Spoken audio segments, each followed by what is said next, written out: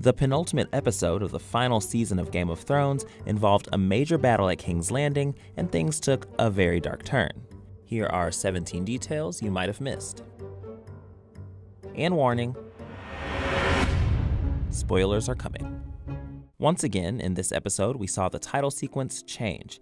In this week's opening credits, one major change, we see scorpions, those giant crossbow-like weapons that Qyburn created to slay dragons, sitting atop the walls at King's Landing. The episode opens with Varys writing a letter about Jon Snow's true parents. It's a mirror of the letter Ned Stark wrote to Stannis Baratheon back in Season 1, exposing that Jaime Lannister is the true father of Cersei's children, not Robert Baratheon.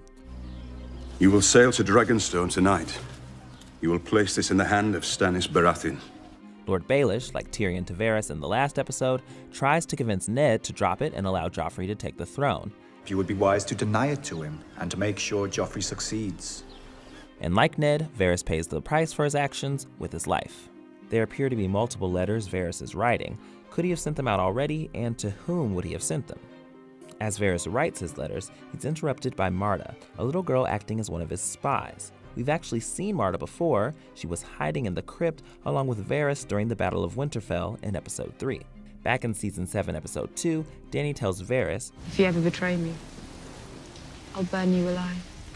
Well, it's clear Dany made good on that promise. When Tyrion sets Jaime free to go rescue Cersei, Jaime says, "Cersei once called me the stupidest Lannister." That's a callback to Season 7, Episode 7. Expedition North.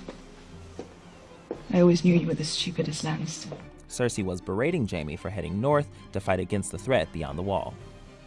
This conversation was the last time Jaime and Cersei saw each other and takes place in the exact same spot where they were reunited as the Red Keep crumbled in this episode. More on Jaime's and Cersei's deaths in a bit.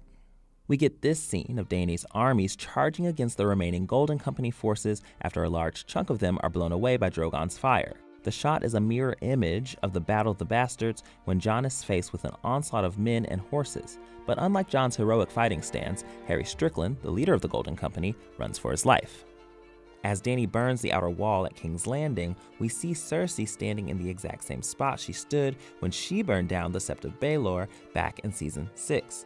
Only this time, she's on the losing side.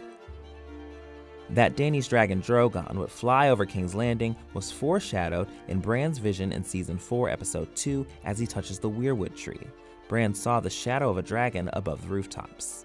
As the Hound attempts to convince Arya to leave the Red Keep instead of going to kill Cersei, he grabs her and shouts, "Look at me." The Hound does the same thing during the Battle of Blackwater in Season 2 with Sansa after she refuses to flee King's Landing with him. This shows the Hound's arc with the Stark daughters. Look at me. Clegane Bowl finally happened, which certainly comes as no surprise. But what is significant about the showdown is that the Hound dies with the zombified mountain by falling into the fiery city below. The Hound is deathly afraid of fire because his brother put his face into a fire when they were children. But as the show's producer describes it, the one thing stronger in the Hound than his fear of fire is the hatred for the person who put that fear there in the first place. In Season 3, Episode 9, as Arya and the Hound travel, Arya tells him, "Someday, I'm gonna put a sword through your eye and out the back of your skull." That's exactly what the Hound ends up doing to his brother, the Mountain. Game of Thrones is no stranger to the occasional celebrity cameo. Here we see Green Bay Packers quarterback Aaron Rodgers playing the role of a man in King's Landing, helping a woman who was injured. We hear a familiar composition at two different points during the episode. The Rains of Castamere plays once as Cersei realizes she must flee the Red Keep,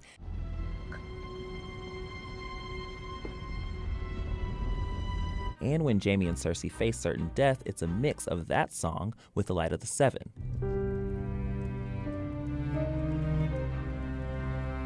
It's a clue that these characters won't survive the episode. Season 3, Episode 9 is called The Rains of Castamere, and we hear the song during the famous Red Wedding.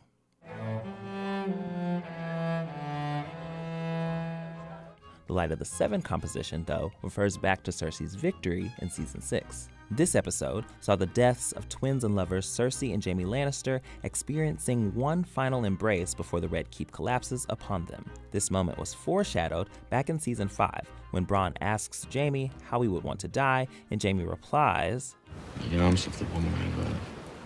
And it appears he does just that. There are other moments from the book that foreshadow this moment. In the books, Jaime says, "I cannot die while Cersei lives. We will die together as we were born together." And the show adapted this line from the book back in season 1. Jaime and I are more than brother and sister. We shared a womb. Came into this world together, we belong together. In season 2, episode 10, Dany had a vision upon entering the House of the Undying. She sees the throne room at King's Landing in shambles, with snow falling from above.